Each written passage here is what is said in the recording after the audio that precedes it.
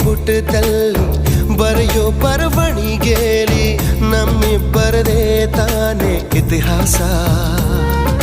ಪ್ರೀತಿ ಎಂದರೆ ಹೀಗೇನೆ, ಕಾಲ ಎನ್ನುವ ಕಾಲನೇ ಬಿಟ್ಟು ಬಾಳುವುದು ಗೊತ್ತೇನೆ, ಲೋಕ ಎನ್ನುವ ಲೋಕನೇ.